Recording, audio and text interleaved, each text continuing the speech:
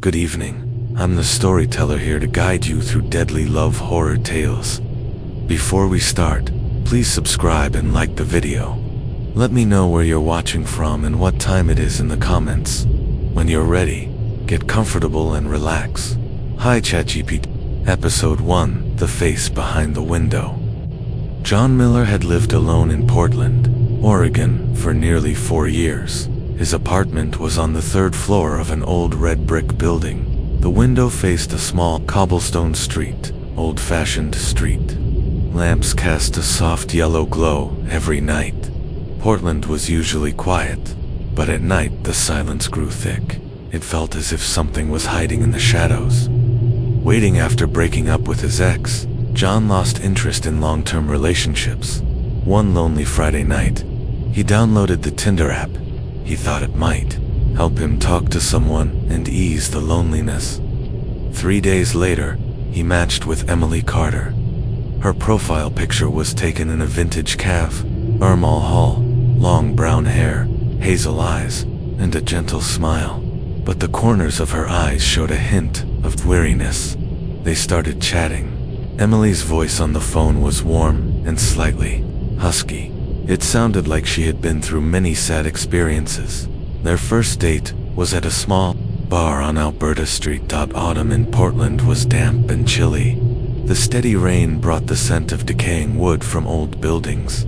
Emily wore a charcoal gray sweater, a thin silk scarf around her neck.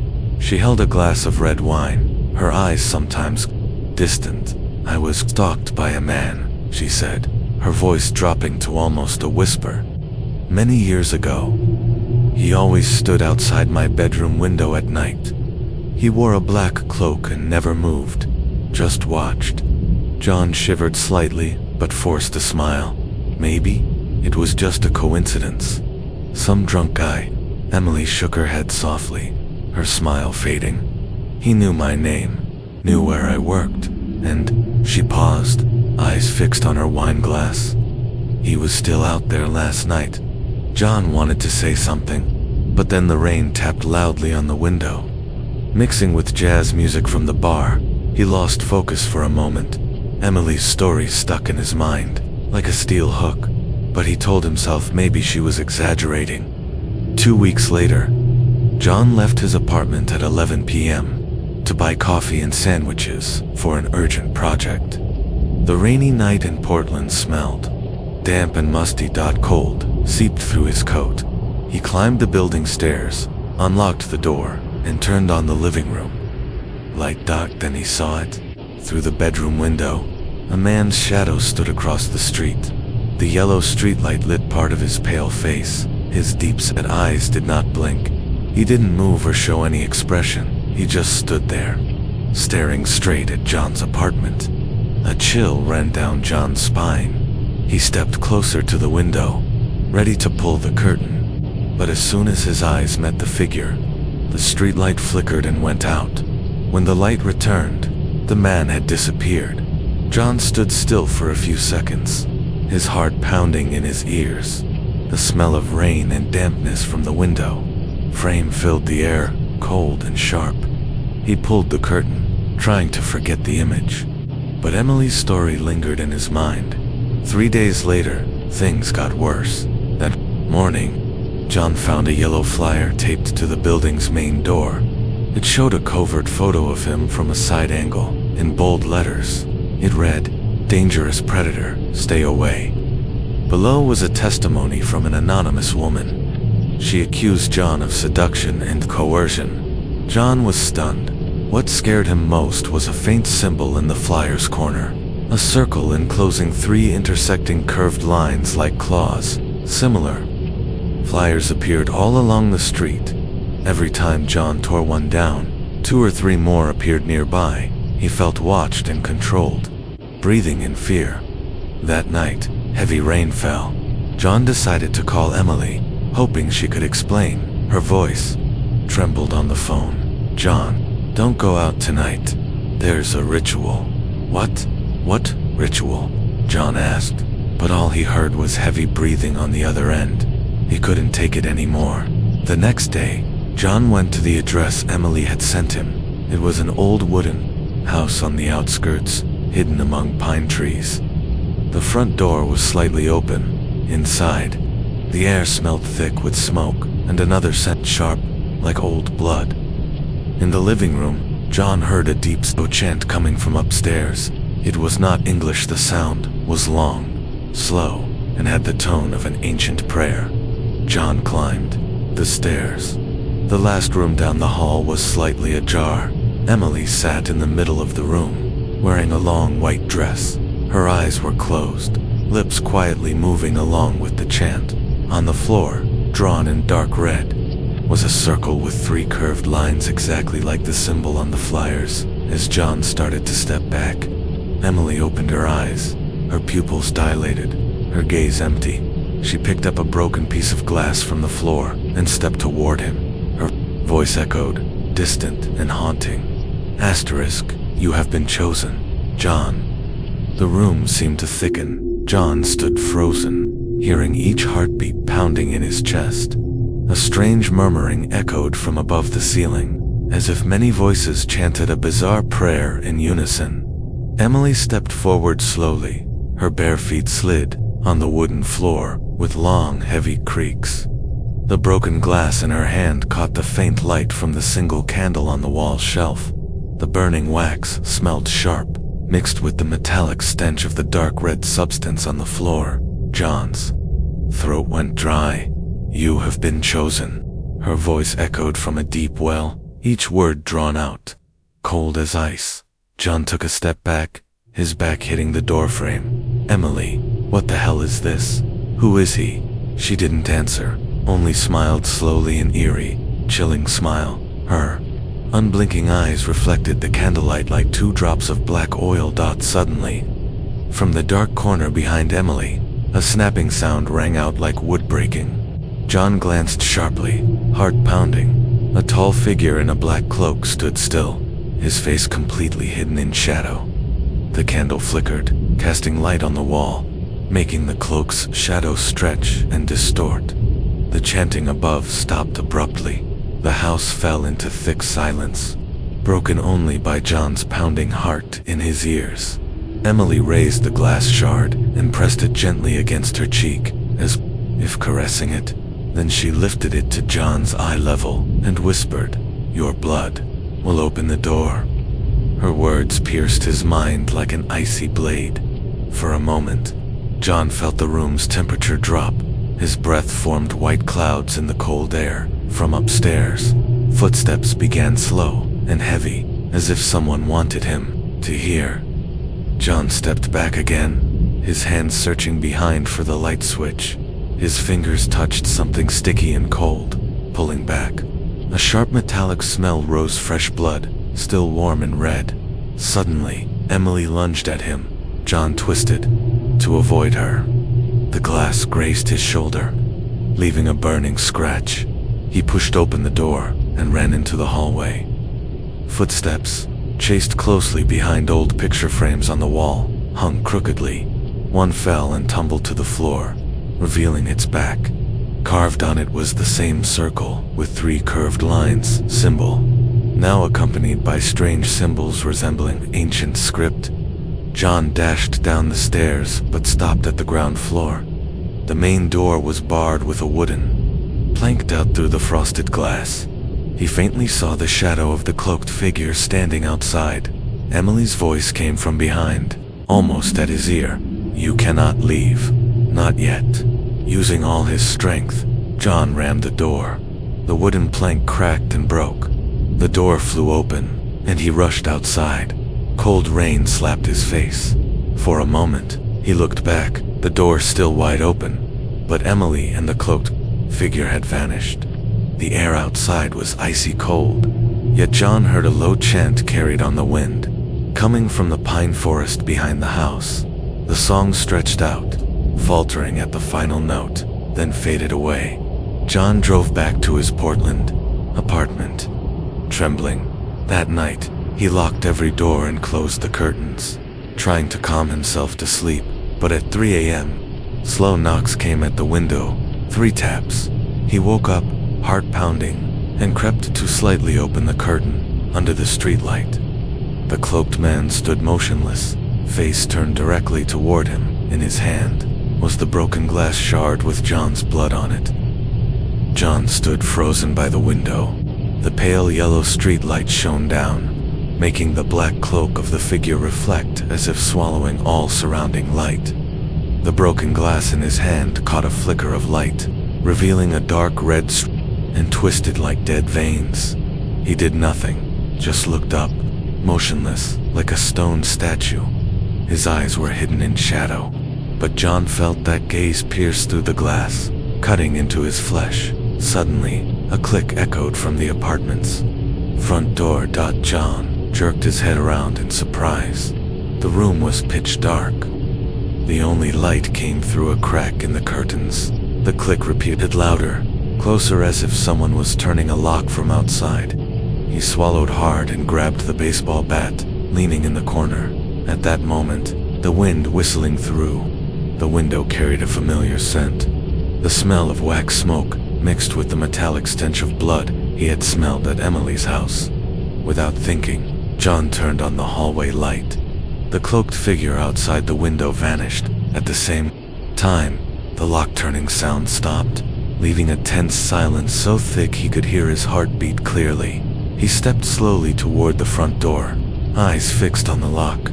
His hand holding the bat trembled, slick with cold sweat. Just as he placed his hand on the door latch, a thud rang out from the kitchen, the sound of a heavy object dropping to the floor. John jumped and spun around. The yellow light spilling through the kitchen doorframe showed, a shadow flickering across. He cautiously entered the kitchen. On the floor lay a stainless steel pot, tipped over. The stovetop was still warm, the sharp metallic smell in the air mixed with the cold rain scent drifting through the cracked window. Suddenly, the kitchen light flickered twice and went out. In the darkness, a whisper rose from the corner, sounding like it came from the throat of a dying man. "He has chosen you."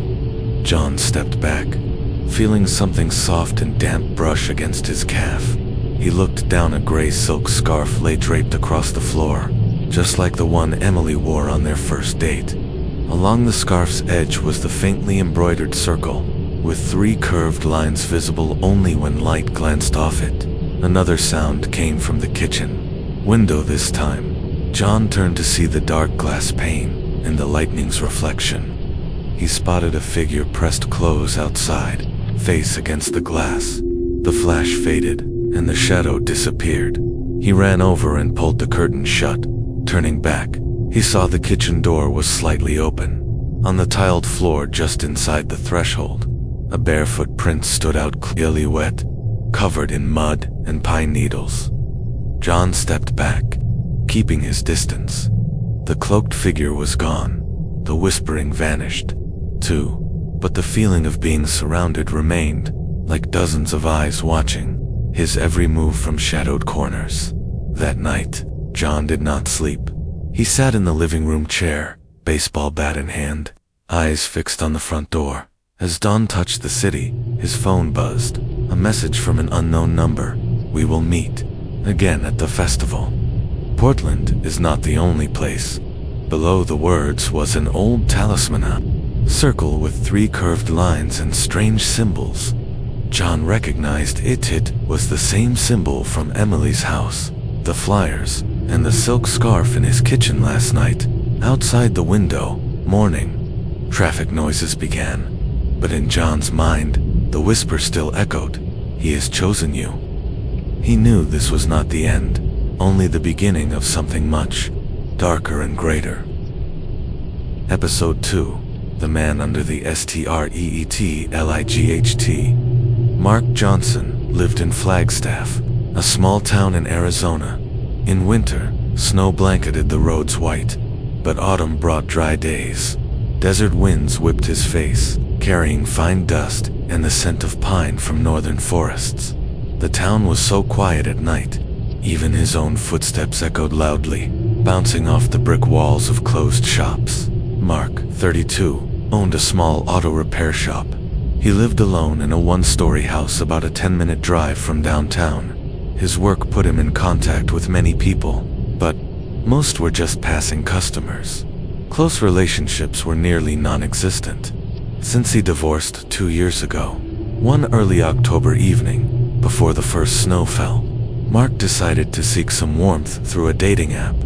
Within hours of creating his profile, he matched with a guy named Ryan Lee. Ryan's profile picture showed him at a roadside gas station, wearing a denim jacket, short hair, and a wide smile, but the smile seemed odd, more forced than joyful. Their conversation started simply. Ryan said he had just moved to Flagstaff from Tucson, was looking for a job, loved fixing cars, and enjoyed country music. Mark, sharing their passion for cars, opened up easily. In the following days, they texted constantly. Ryan skillfully steered conversations, occasionally adding humor. But one thing unsettled Mark. Ryan often asked about his home, daily habits, and work hours more than necessary. Mark brushed it off, thinking it was just the curiosity of a newcomer. A week later, darkness came faster than usual. The air was chilly. Mark closed his shop late and drove home down a poorly lit road. As he turned into a residential area, he felt a chill along his spine. He wasn't sure when, but footsteps echoed behind him. Even though he had walked alone from the parking lot to his door, the only nearby streetlight cast its glow on the asphalt. About 20 meters behind him stood a figure. The person wore a black hoodie, hood pulled low, standing still with head slightly bowed. The light was just enough for Mark to see, the lips moving, not speaking, but slowly and continuously licking. A cold shiver ran down his spine. Mark quickened his pace, keys trembling in his hand as he unlocked the door. Before closing it, he glanced outside. The figure was gone. The next evening, while preparing dinner, Mark heard a noise outside the porch. Checking, he found his mailbox slightly open. Inside was an envelope with no sender's name. The paper was yellowed, with sloppy handwriting. "Next time we meet, you won't come back." The word "won't" was underlined 3 times. The ink smeared, as if the writer pressed hard with the pen. Mark swallowed hard. He held the note close, smelling the sharp scent of old paper mixed with metal like an old coin. It felt as if it had been carried in someone's pocket for a very long time before reaching him. His mind immediately turned to Ryan. They had been texting a few days, but tonight Mark hadn't mentioned the note. Instead, he planned to take it to the police in the morning. At that moment, his phone rang. It was Ryan. His voice was soft, but stranger than usual. "Hey, where are you tonight?" Mark hesitated a moment, then answered honestly, "I'm at home." "What's up?" Ryan chuckled softly. "Oh, I was going to invite you to dinner tonight. We could talk, then go to the police together if you want." Mark froze. "How did you know I wanted to report to the police?" There was a pause. Then Ryan replied, "Just a guess. Maybe that letter scared you." The answer gave Mark goosebumps. He had never told Ryan about the letter. Mark was silent for a few seconds, his hand gripping the yellow paper until it was crumpled. His heart pounded fiercely in his chest. Finally, he replied in a voice trying to sound calm, "All right, see you tonight." Ryan sent his address right after. His house was at the end of a quiet road. Behind it were low hills dotted with sparse bushes and pine trees. When Mark drove there, the clock showed 7 p.m., but the road was almost swallowed by darkness. Streetlights were few. Their weak yellow glow barely lit the sidewalks. As the car turned onto Ryan's street, Mark noticed the dry wind carrying a strange scent like burning wood mixed with sharp herbal aromas. It made his throat dry and itch slightly. Ryan's house was a one-story ranch-style home. Low roof, beige paint, with the front door ajar. A warm, yellow light spilled through the crack, like a sweet invitation, but tinged with unease. Mark knocked. No answer. But faint music came from inside. Not the country music Ryan had said he liked, but a steady, prolonged sound, mingled with the soft ringing of metal bells. It reminded Mark of a religious ritual. The door suddenly swung open. Ryan stood there, smiling widely, his eyes unusually bright. His white shirt was slightly wrinkled, and his left hand held a glass of red wine. "Come in. The night's beautiful," Ryan said softly, but with something hard to grasp beneath. Inside, the house was thick with strong aromas, probably from bundles of herbs hanging along the hallway. Yellow candlelight from scattered candles on tables, and shelves cast long, twisted shadows on the walls, as if bending with the wind's rhythm. Mark sat down, a glass of wine placed before him. He looked at the deep red liquid, noticing its unusually thick texture. Ryan sat opposite, chin resting on his hand, eyes fixed on Mark. "So, the letter. Are you scared?" Mark tried to keep calm. "How do you know about that?" Ryan smiled and sipped his wine. "News spreads fast in a small town. Or, maybe I know more than you think." A heavy silence settled. The background music played and a looping chorus, deep tones dragging like a hypnotic spell. Suddenly Mark noticed a large painting on the bookshelf behind Ryan. The flickering candlelight revealed the image, a red circle with 3 intertwined, curved lines inside the exact symbol John Miller from Portland had once seen, though Mark didn't know that story. "Did you draw this?" Mark asked, his voice slightly trembling. Ryan tilted his head, the smile unchanged, double quotes. "No, it was here, before I moved in." Dinner began. Ryan served a plate of dark grilled meat, with bread and salad, but as Mark cut into the meat, he saw it was deep red and gave off a pungent, strange smelling like beef or pork. A cold shiver ran down his spine. Ryan looked at him, eyes still shining brightly. "Eat.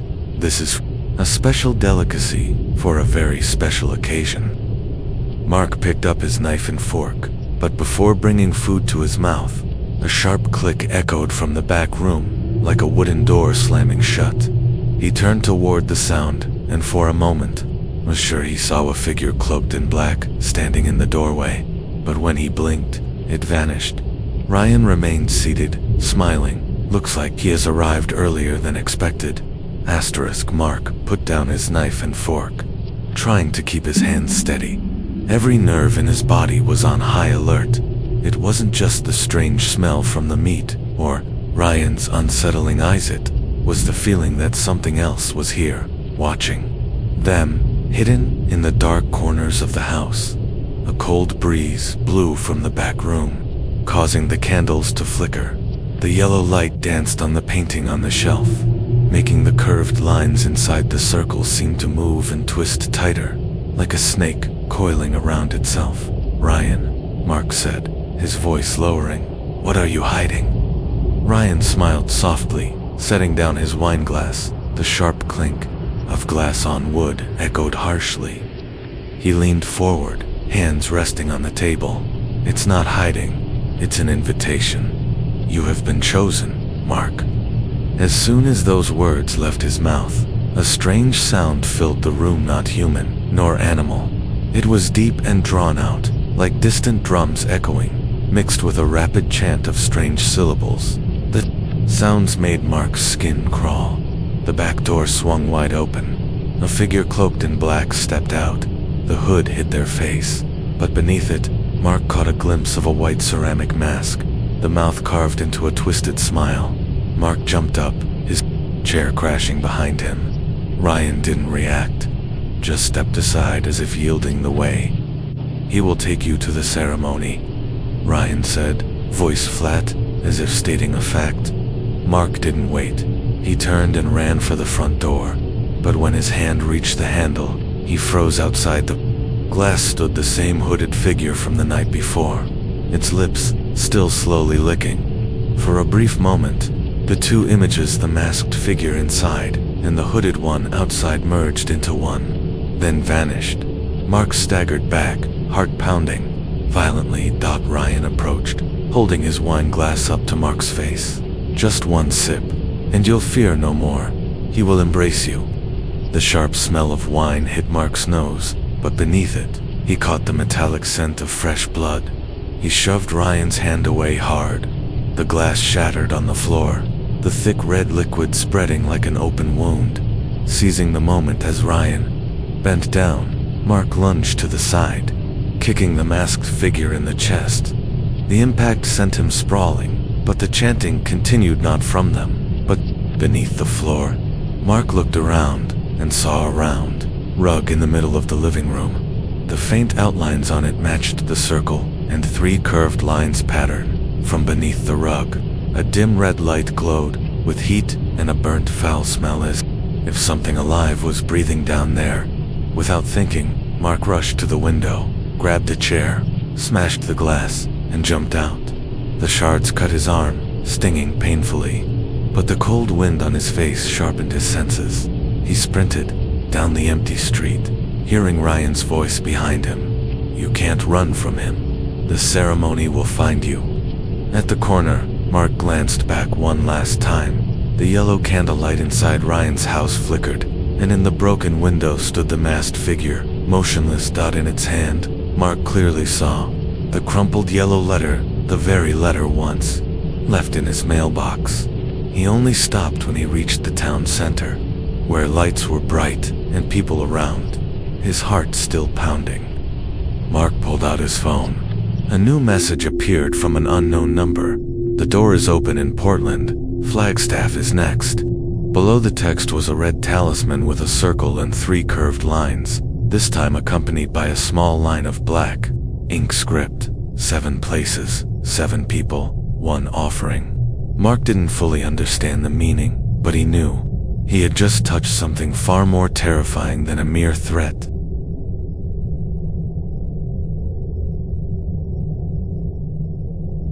Episode 3. The Girl in the Blue Coat. Sarah Adams had just turned 28. She lived in New Orleans, Louisiana, a city of cobblestone streets, warm jazz bars, and mysterious stories passed down through generations. Sarah worked as an accountant for a small company. She lived with her boyfriend, David Collins, a freelance photographer. On the last Saturday evening of October, the Halloween spirit filled the streets. Pumpkin lanterns hung in front of shops.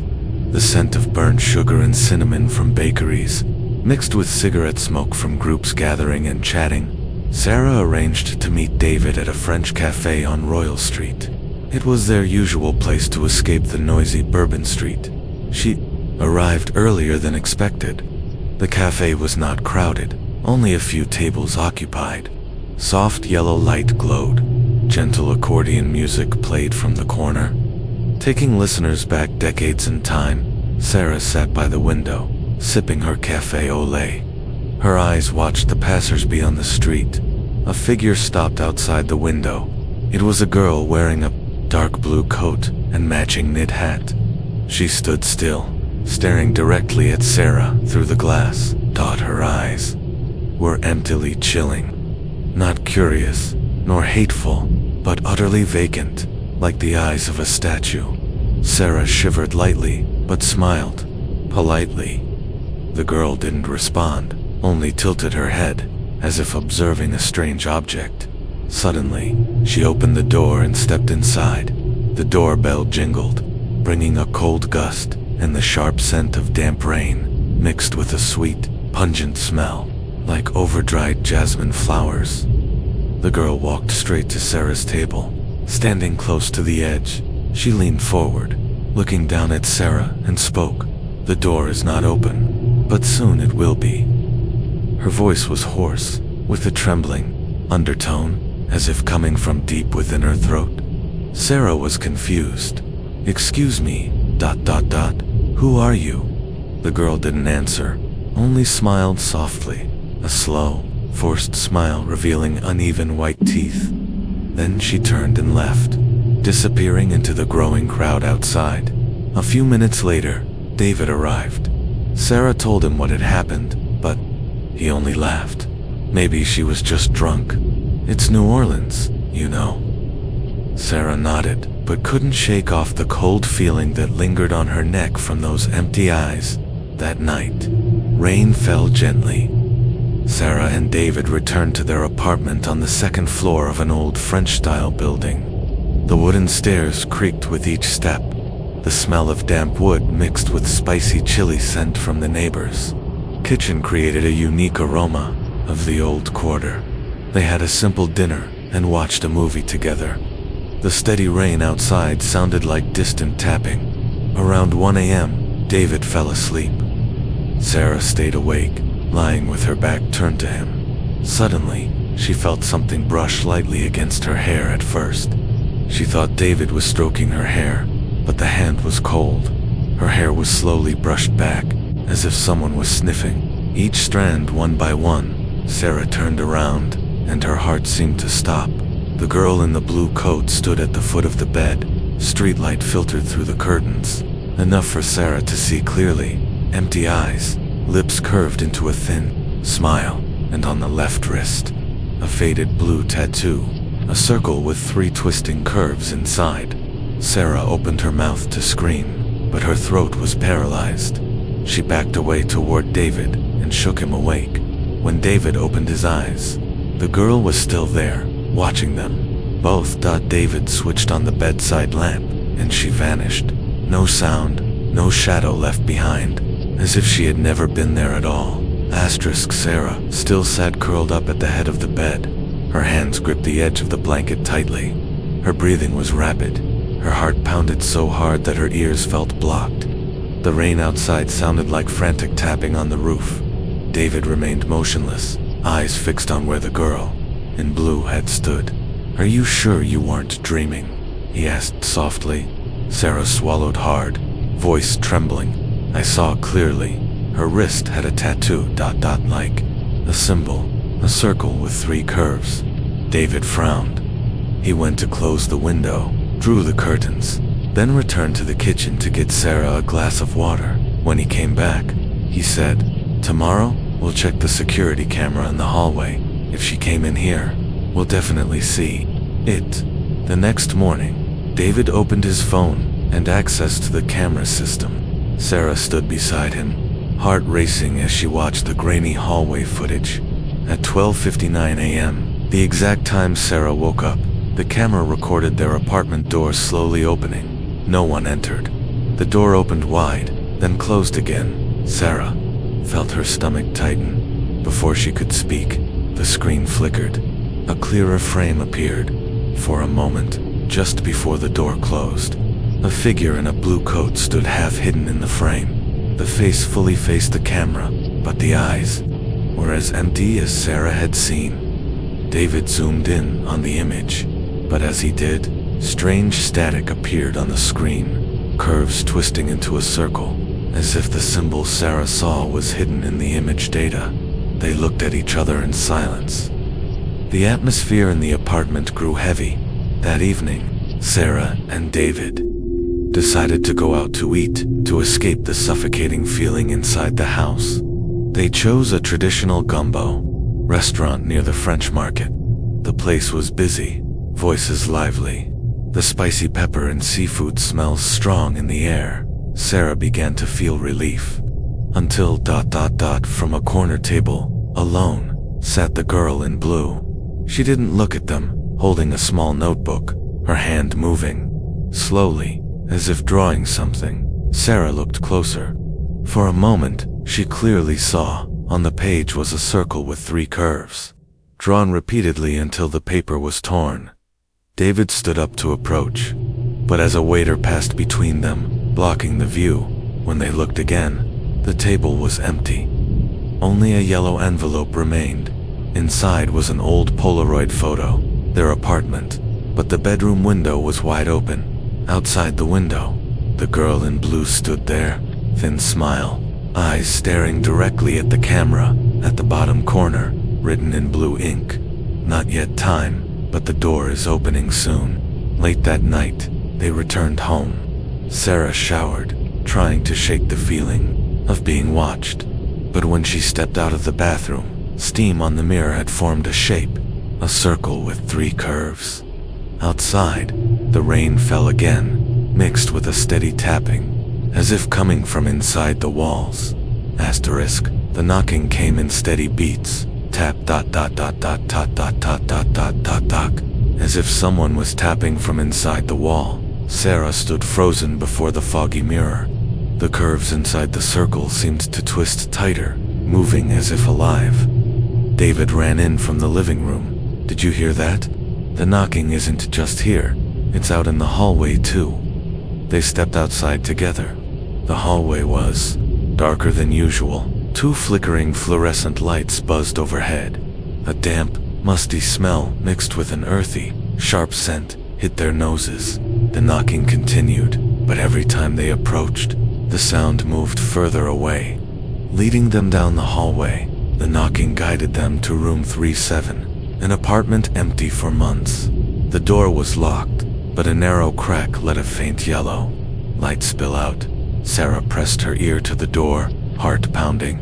Inside, she heard pages turning, then the sound of a pen scratching rapidly, as if someone was drawing something quickly and repeatedly. David glanced at Sarah, then knocked hard. "Who's in there?" No reply. Then, the knocking changed pace. Faster, more urgent, then stopped completely. That night, they did not sleep in their apartment. David took Sarah to a friend's house in another district, but as soon as she entered the living room, Sarah froze. On the table, amidst magazines and the TV remote, was a small wooden box. The lid was carved with the circle in 3 curves. No one in the house knew where it came from. David opened the box. Inside was a roll of film negatives. They scanned it with a phone. The image revealed a strange ceremony. A few people in black robes stood around a circle drawn on the floor. In the center was a girl in blue, head bowed low. The photo was blurry, but clearly, the girl was the same one they had seen. Sarah shivered. Why, ... Is she everywhere? The cafe, the hallway, the empty apartment, and now, ... This. David squinted, studying a corner of the photo. Behind the robed figures, a map hung on the wall. 7 red dots marked on it: Portland, Flagstaff, New Orleans, and 4 other faint but recognizable locations. Sarah pointed at the red dot over New Orleans. "That's us." The 2 dots above are where Portland and Flagstaff happened, just like the news last week. As they discussed, the lights suddenly went out. The whole house plunged into thick darkness. Outside, the rain stopped, replaced by a different sound. A low, drawn-out chant echoed from all around. In the dark, Sarah sensed someone close behind her. A cold breath brushed her neck. A familiar, hoarse voice whispered right by her ear. "The door has opened, ... in Portland, Flagstaff, ... and now, ... here." Sarah spun around. In the dim light from the street lamp through the window, the girl in blue stood there, her hand resting on Sarah's shoulder. On her left wrist, the tattoo of the circle with 3 curves was clear. This time, inside the circle, was a wide-open eye, staring intently. David switched on his phone flashlight, but when the light swept the room, it was empty. No girl, no trace. Only the heavy scent of dried jasmine flowers lingered, as if soaked into every wood grain of the house. Sarah collapsed into a chair, breathing hard. "We have to find out about those red dots. Otherwise, the next places will come next." David nodded, but his eyes stayed fixed on the corner the flashlight had just scanned. On the wall, written in blue ink, someone had scrawled, 7 places, 7 people.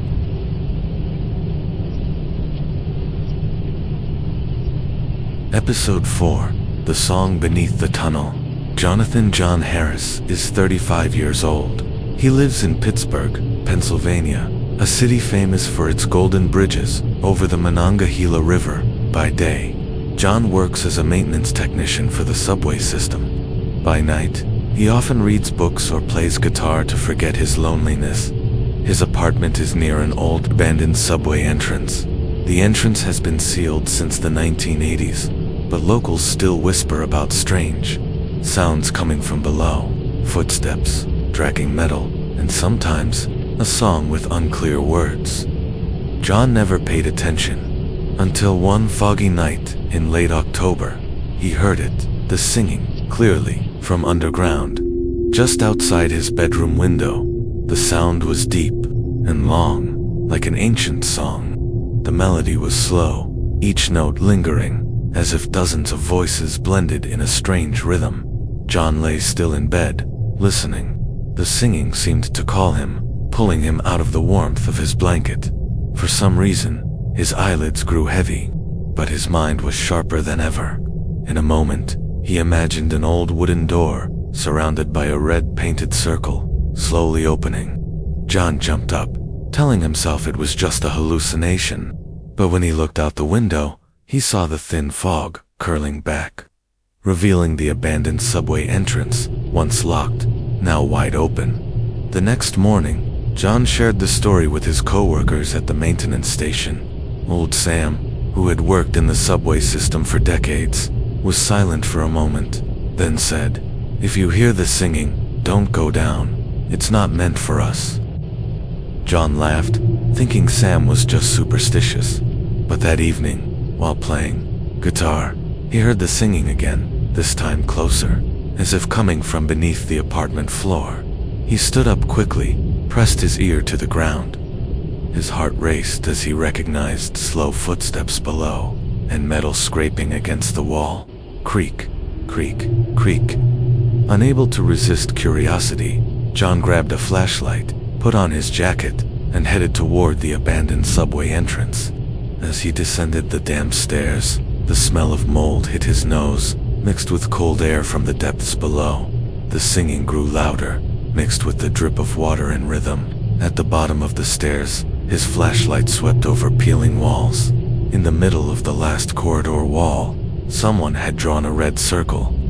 Inside were 3 twisting curves, a symbol John had never seen, but readers would recognize from previous episodes. Right below the symbol, in bold black ink, a scrawled message read, 7 places, 7 people, 1 ritual. John stepped back, feeling his heart pounding as if about to leap from his chest. Before he could react, the singing stopped suddenly. A hoarse voice echoed from the darkness ahead. "The 4th has arrived." John's flashlight began to flicker. From the shadows, a figure stepped forward, tall, thin, wearing a black cloak, a white ceramic mask, with a twisted smile covering their face. The figure stopped just a few steps from John, lifted its head, and from behind the mask came a voice John would never forget, a deep, drawn-out singing, identical to the song that had lured him here. John stepped back instinctively, but his back hit the cold, damp wall. His head spun from the smell of mold mixed with rusty metal, like the scent of old, corroded train tracks. The singing continued, each note slipping straight into his ear, then running down his spine, making his skin crawled. It wasn't loud. Instead, it was very slow, very steady, like the heartbeat of a giant creature sleeping deep underground. The figure wearing the ceramic mask moved closer. His rubber-soled shoes made squelching sounds on the wet floor when he stood right next to John.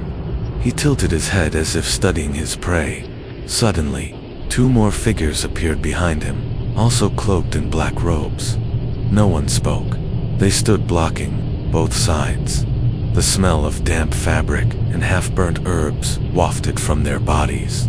John gasped, "What do you want?" The masked figure looked up, voice hoarse and echoing.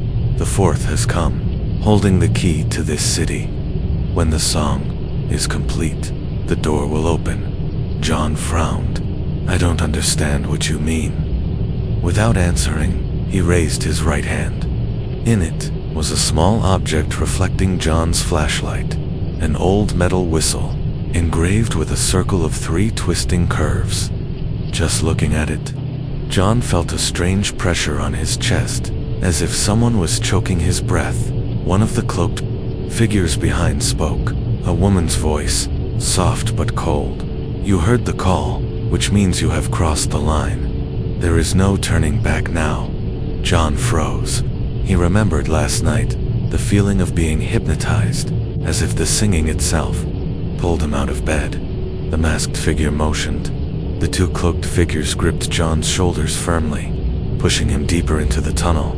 Their footsteps joined the sound of dripping water and the low singing ahead, creating a steady hypnotic rhythm that was almost unbearable.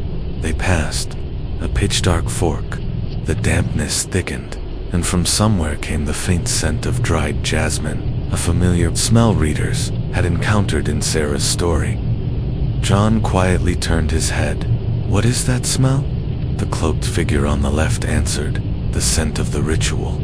Each place a different smell, but all lead to the same door." The vague words made John's heart race faster. At the end of the corridor, they stopped before an old steel door. Painted in red was again the circle, with 3 twisting curves. But this time, in the center of the circle, a large, detailed eye was drawn, so lifelike it seemed real.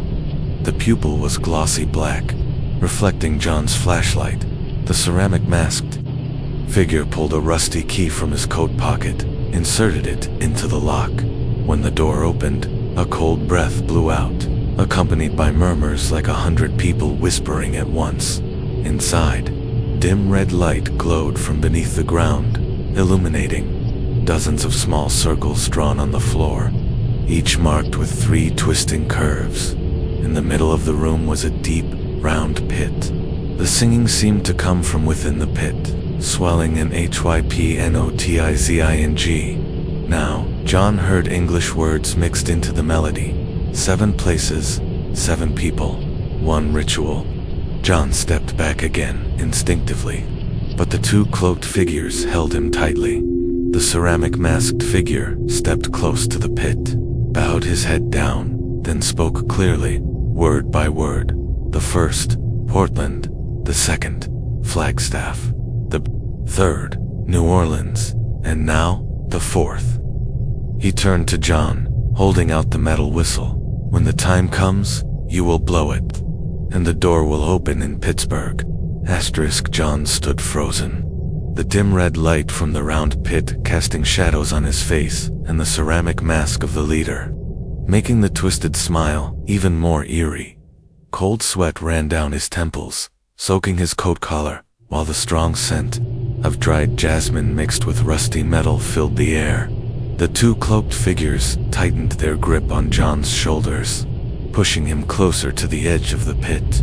The singing below grew clearer, as if echoing directly into his chest. This time, John noticed another sound mixed in, whispers of many voices, male and female, repeating the same phrase, "Open the door, open the door." John looked down far below. The red light was not from lamps, but from a glowing liquid like lava, thick and steaming faintly. On its surface, vague shadows of faces appeared, blurred, distorted. Then sinking back down, the ceramic masked figure held the metal whistle close to John's hand. "Breathe deeply. When the singing stops, you will blow it. You will step through." John trembled. "I will not be part of this madness." The figure tilted his head, whispering low, "Do you think you have a choice?" The first vanished in Portland, the second in Flagstaff, the third, the girl in the blue dress in New Orleans, and you are the fourth. We are all the keys. Those words froze John. The girl in the blue dress, the image of Sarah, whom he had glimpsed in a missing persons report days ago, suddenly appeared in his mind. Suddenly, from afar, came strange noises, hurried footsteps on cement. A figure dashed in, throwing something to the ground. The clang of metal hitting the floor echoed. A flashlight rolled and flickered, its beams sweeping over the walls, covered with circle symbols. The newcomer wore a thick coat and a knit hat, but when he turned to John saw a young face, eyes full of tense urgency. "If you want to live, follow me now." Without asking, John yanked his arm free from the cloaked figure on his left, pushing him into the wall. The singing below suddenly grew louder, as if angry at the interruption.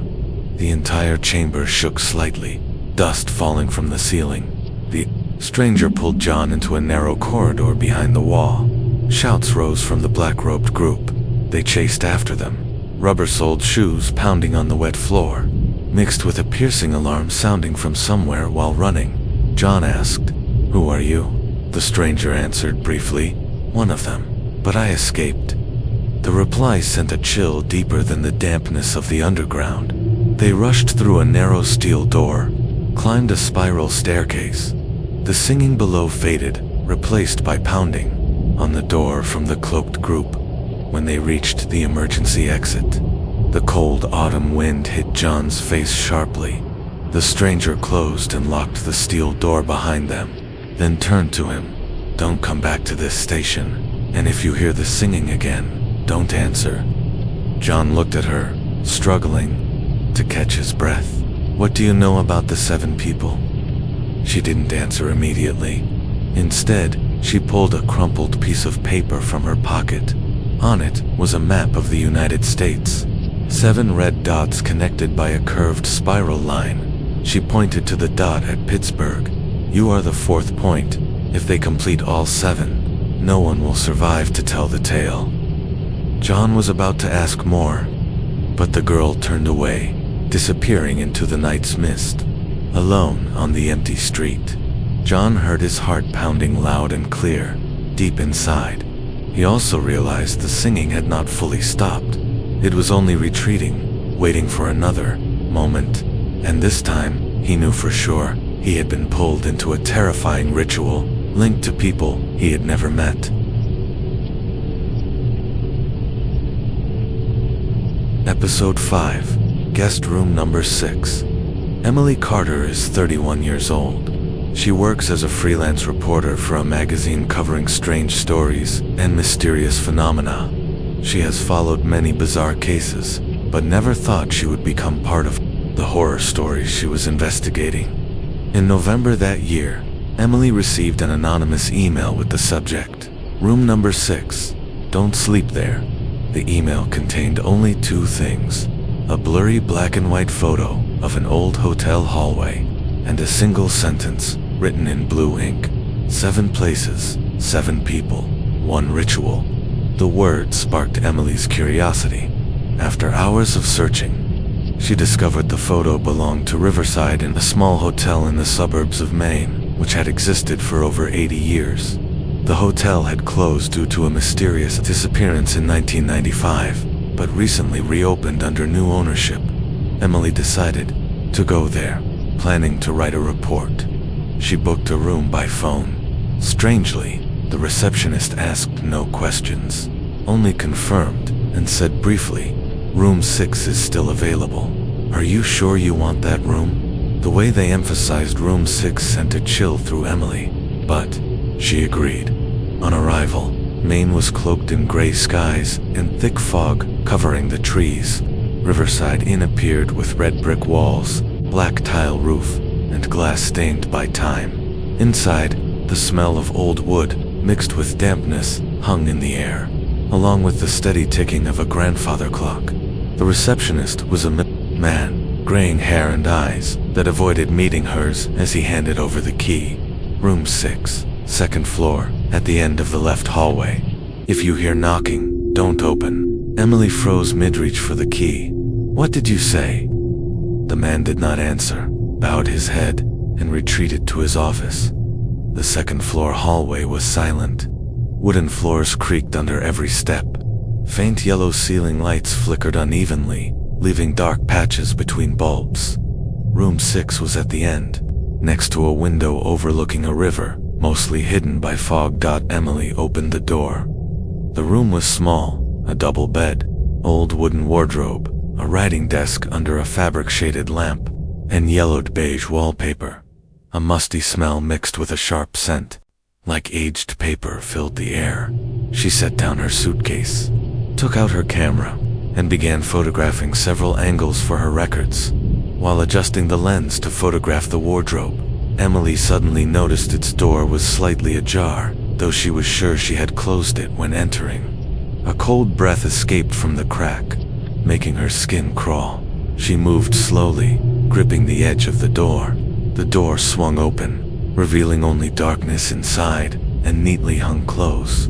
But on the back wall, a symbol was drawn in black charcoal, a circle with 3 twisting curves. Emily raised her camera to take a photo, but just as she pressed the shutter, the desk lamp flickered repeatedly. The camera screen flashed a bright red error message, then shut off completely. She stepped back, about to check the camera, when she heard a steady knock. Siak, siak, siak. 3 knocks, slow and evenly spaced. Remembering the receptionist's warning, Emily stood still, not moving. The knocking repeated, this time louder, as if someone was pounding with a whole hand on the wood. Suddenly, the knocking stopped. Emily held her breath. Then, from the other side of the door, a deep, drawn-out female voice sounded. The door is about to open. The 5th. Emily's throat went dry.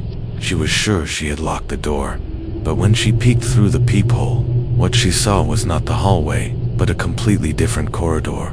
Pitch dark, walls covered with red circle symbols, and in the middle stood a person wearing a blue coat, head bowed low.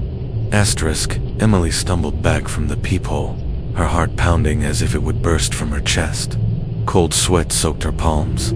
The hallway outside remained unnervingly silent. Not a single footstep or sound, only the steady ticking of the grandfather clock echoing from the lobby.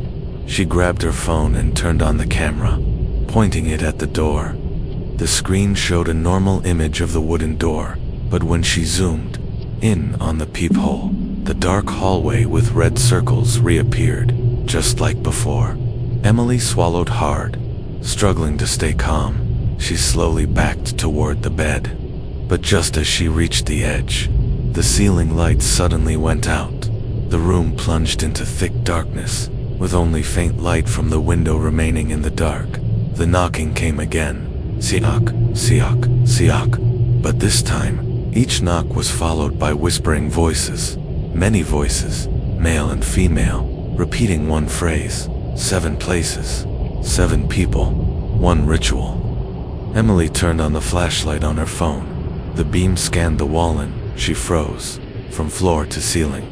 The wallpaper was covered with countless 3 curved circle symbols, drawn in dark blue ink. A strong chemical smell hit her nose sharply. The knocking stopped, but instead, the wardrobe door began to shake gently, as if someone was pushing from inside. A cold breath spread stronger, accompanied by the rustling sound of fabric brushing. Emily stepped closer. Her shaking flashlight beam swept over the door. The cracks slowly widened. Inside was no longer just darkness, but a narrow, damp corridor, glowing faintly red from somewhere deep within. Her throat tightened. A low, hoarse female voice echoed from inside. The 3rd has opened the door. Now it's your turn. The 5th. Emily stepped back, but when she looked at the door again, the peephole was now a solid black patch, as if covered from the outside. Behind the wardrobe door, footsteps sounded, slowly approaching her. She raised her phone, but the flashlight flickered, its light weakening, then going out completely. In the brief darkness before total blackness, Emily caught a glimpse of a tall figure, wearing a blue coat, head bowed low, left hand revealing a tattoo of the 3 curved circle, and in its center, a wide-open eye staring fiercely. The flashlight suddenly flickered back on. The room looked exactly as when she first entered. The wardrobe door was closed tightly, no sign of disturbance, but on the bed lay a neat yellow envelope. Emily opened it. Inside was a Polaroid photo. She was sleeping on the bed in room 6. But in the corner near the window stood the figure in the blue coat, eyes staring straight into the lens. On the back of the photo, a scrawled message in blue ink read, "The door will open in Maine when 6 knocks are complete." Emily stood still, her eyes fixed on the photo in her hand. It felt as if an invisible hand gripped her heart tightly. The image in the Polaroid was too clear to deny. This was no joke, nor mere coincidence. Outside, the wind battered the window, making the glass rattle with a sharp clatter. Within the gust, she swore she heard a faint melody, the same slow, deep, rhythmic tune John had once heard beneath Pittsburgh's underground, like a lullaby sung by a nightmare. Emily sat at the desk, opened her laptop to email her editor, but the Wi-Fi connection suddenly vanished. She tried mobile data. No signal either.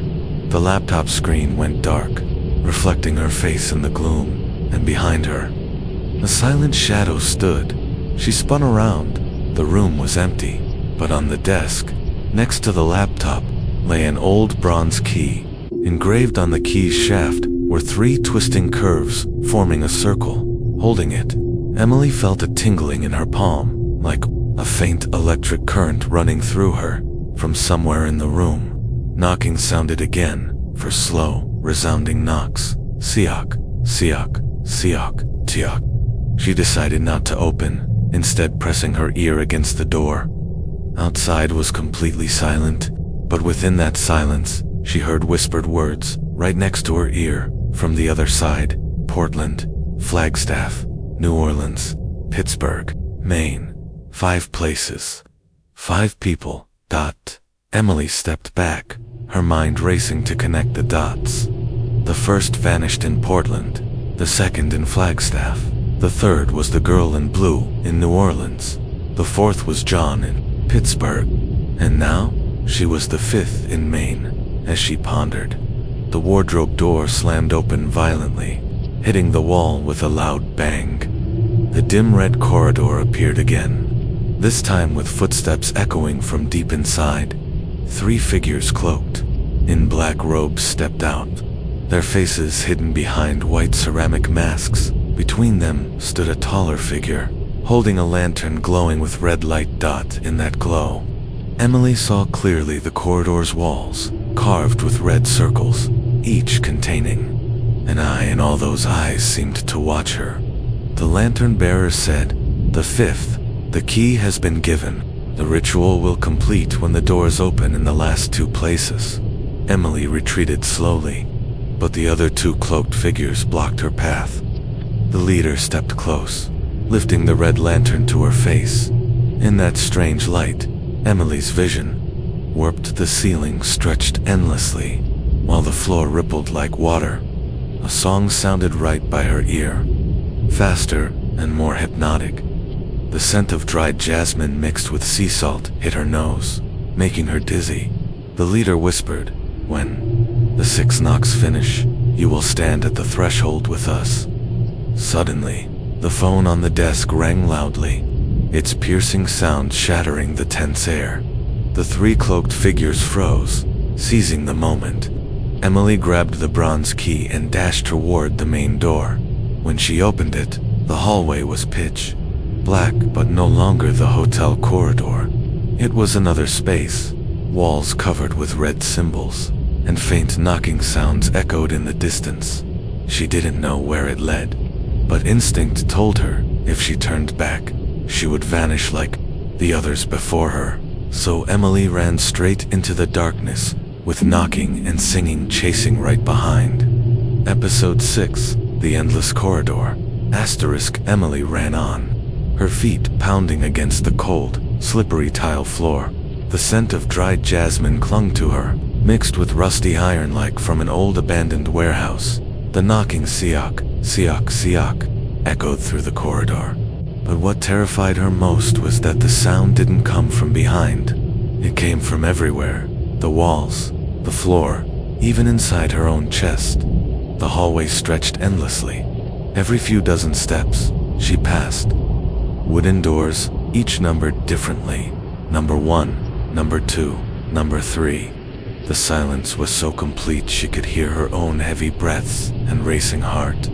Passing door number 3, Emily glanced through the crack inside. Sat a thin man, curled up, hands clutching his head, murmuring repeatedly, "Don't listen, don't listen, don't listen." She hurried on but noticed the numbers didn't increase normally. After number Y came number 2, then number 7, then #1. Each door seemed to lead to a different space. With no logical order, a familiar deep, thick singing rose from afar, blended with many voices, all chanting in unison. 7 places, 7 people, 1 ritual. Emily stopped, pressed her hand on the wall. It wasn't hard like brick, but soft, damp, and vibrating lightly, like the heartbeat of a living creature. Suddenly, a door opened beside her. A cold breath blew out, accompanied by dripping water. Sounds. A faint red light spilled forth, casting the shadow of a tall figure cloaked in black. He didn't step out, only tilted his head toward Emily, and his hoarse voice echoed down the hall. The first still waits. The second cries for help. The third has no eyes. The fourth is lost, and the fifth has arrived. Emily wanted to speak, but her throat tightened. He held out his hand. Palm up, inside lay a silver pocket watch, the hour hand moving backward, each tick echoing like a knock on a door. Before she could react, the door slammed shut. When she looked up, the hallway had transformed. The walls were covered with 3 curved circle symbols, each centered with a wide-open eye. Every eye followed her steps, blinking together when she paused far ahead. A black door stood out among the wooden ones. The number 7 was deeply carved on it, painted red like dried blood. Emily's instinct warned her, if she stepped through that door, she would learn everything, but might never return. As she neared, 6 knocks rang out in quick succession. Siak, Siak, Siak, Siak, Siak, Siak. Then all sound vanished. The hallway fell into heavy silence, a silence so intense it felt like her eardrums were being squeezed. Emily placed her hand on the handle of door #7. The metal was icy cold, as if just taken from a block of ice. A whisper sounded close to her ear, so clear she could feel the breath. Step through, or vanish like those before. Emily took a deep breath, clutching the old brass key in her pocket. The cold from the handle of door number 7 spread up her arm. It felt like touching something not of this world. She turned the doorknob. A soft click echoed, and the door opened. It was not a room inside, but a pitch-black darkness. The air was so cold that Emily's breath formed white clouds. She stepped inside. Behind her, the door slammed shut with a long, resounding boom. Her chest shook with the impact as her eyes adjusted. A faint red glow appeared in the distance. It revealed stone steps leading down.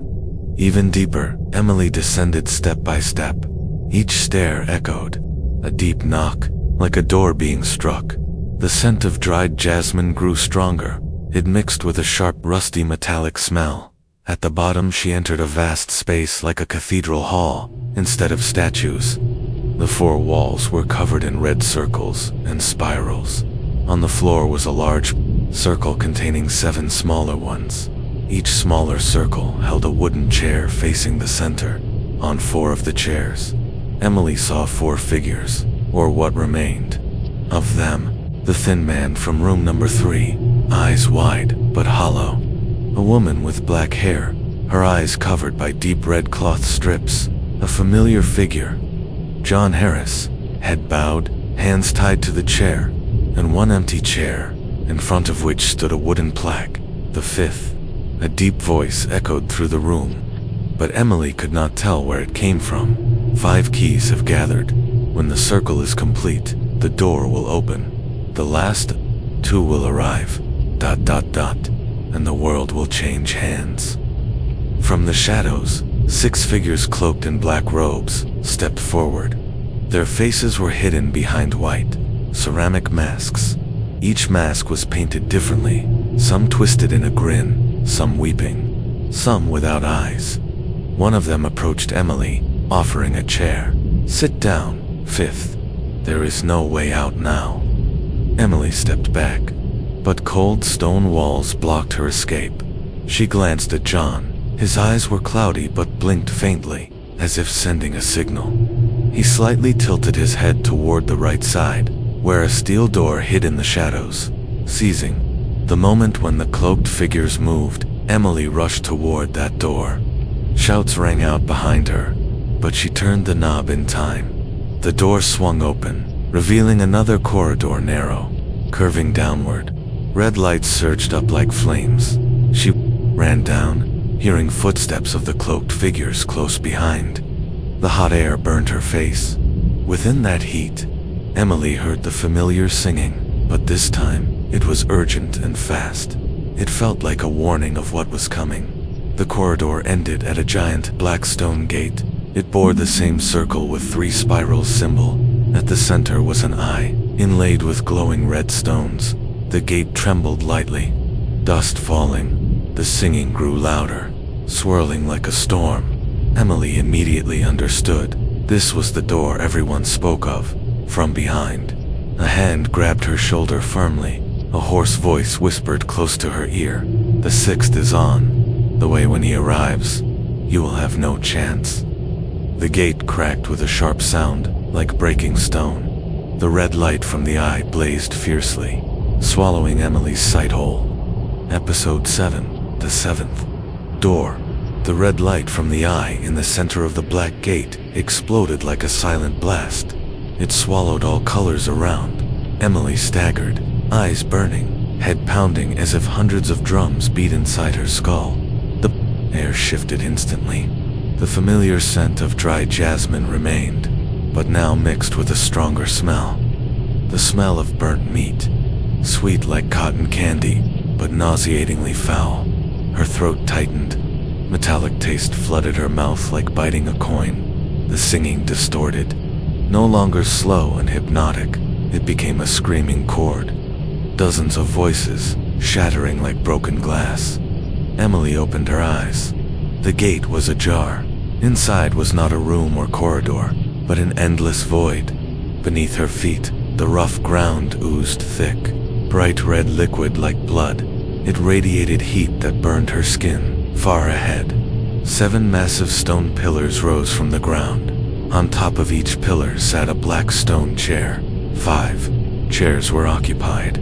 John, the gaunt man, the blindfolded woman, and 2 faces Emily had never seen but felt familiar from fragmented stories before. The 6th chair was empty. The 7th, tallest chair, was already taken. That figure wore a black cloak trimmed with red. His face was bare, a tall, thin man, with sharp features. His eyes were deep black, absorbing even the red light around. His thin lips curled into a smile, almost gentle, yet it chilled Emily to the bone. His voice echoed, not loud but filling the space, as if speaking directly into each ear. "Finally, it is nearly complete. You, the 7 pieces of the key, will open the path." Emily stepped back, her foot landing in the red liquid dot. As her skin touched it, a cold numbness ran up her leg. The scent of fresh blood hit her nose. The metallic taste flooded her tongue, though she had not swallowed. Above, the sky swirled like a storm of blood from invisible spaces. Hundreds cloaked in black appeared. They surrounded the 7 pillars. They began chanting in a language neither English nor any Emily knew. Each syllable pierced her eardrums like needles, causing sharp pain. 4 of them approached, grabbing Emily and dragging her toward the 5th chair. The ropes binding her wrists smelled of burnt resin, sticky as if eating into her flesh. Forced down onto the cold stone chair, Emily felt its chill seep through her clothes, but she also sensed a slight vibration, as if it was ... breathing. The man in the tallest chair raised his hand. The chanting stopped. Only the sound of steady dripping remained, but what dripped was not water from the top of each pillar. Red liquid seeped down. It flowed in streams to form a large circle around them. He said, 7 places are not just points on Earth, they are the world's 7 wounds. Each of you is a needle, sewing the wounds ... with blood. Emily wanted to resist, but her throat was dry and burning. The salty metallic taste lingered as if forced to drink that red fluid. He stood, each step like a war drum, moving toward her. 5th one, curious journalist. You traced us, but you do not understand. This is no killing ritual. It is a rebirth ceremony. Emily shook her head softly. Rebirth, by sacrificing, lives. He leaned close, breath sharp like ash mixed with blood, not lives. The chosen, those who heard the call. Once the 7 doors open, we will cross over, where darkness is home. Above, red beams shot from each pillar into the sky. They connected in a giant spiral. Door knocks echoed across the void. Not 3, 4, or 6 knocks this time, but 7 knocks, each shaking the ground fiercely. The metallic tastes thickened in the air until each breath felt like swallowing rust. Emily looked at John for the first time. His eyes fully opened. In them was despair and resolve. He shook his head slightly, lips moving. Don't let him complete it. Asterisk. The red beam twisted fiercely, as if trying to tear the sky apart. With each swirl, the air grew heavier. The metallic, bloody taste clung to Emily's tongue so tightly she felt nauseous. Her ears buzzed, but she clearly heard a pounding beat, her own heartbeat, but the enormous heart of something beyond the door. The man in the highest chair spread his arms wide. From within the red circle, the ground began to crack open. Heat rose like from a volcano's mouth. The smell of sulfur stung her nose and eyes, mixed with burnt meat, choking her breath like lead. The 7 chairs shook violently beneath Emily's feet. The stone split, revealing glowing red cracks like boiling blood. Emily glanced at John. He tilted his head toward the copper key in her pocket, the only thing that didn't belong to them. She immediately understood. This key could break the ritual chain, or fully open the door. The chanting of the black-cloaked crowd rose again, faster and more urgent. It seemed ready to swallow all her thoughts. A heavy pressure weighed on her head, making her dizzy. She bit her lip hard, tasting real blood, not the haunting metallic flavor from before. That sharp pain snapped her back to reality. She broke free from the ropes, not because they were loose, but because the shaking stone chair loosened the knots. Emily sprang from the chair, pulled out the copper key, and ran toward the center of the circle. The man in the highest chair hissed, "Stop. You don't understand." Emily plunged the key into the widest crack in the circle. A sharp cracking sound rang out, not from the stone, but from the singing itself. Silence fell. The red beam extinguished instantly. In that quiet moment, Emily realized the worst thing. The air lost the scent of jasmine and burnt meat.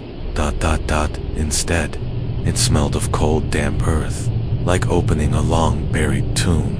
The ground trembled violently, but did not collapse. It bulged upward. From the crack emerged a huge hand, black as coal, moist and slimy. The stench of decay hit her nose so strongly. The bitter, sour taste surged in her mouth, forcing her to gag. The man shouted, "You broke the ritual. It will come unbound." Emily's vision blurred. The final door knocks. Knock, knock, knock, knock, knock, knock. The door cracked open. Something enormous, shapeless, spilled out like liquid shadow, engulfing everything. The black-cloaked figures screamed as each was pulled into the darkness, vanishing without a sound. Emily saw John rush toward her, pushing her out of the circle. The last image she caught was his eyes, this time bright and clear, no longer dulled before the shadow swallowed him whole. She woke up in the riverside and hallway. The old, damp smell hung heavy in the air.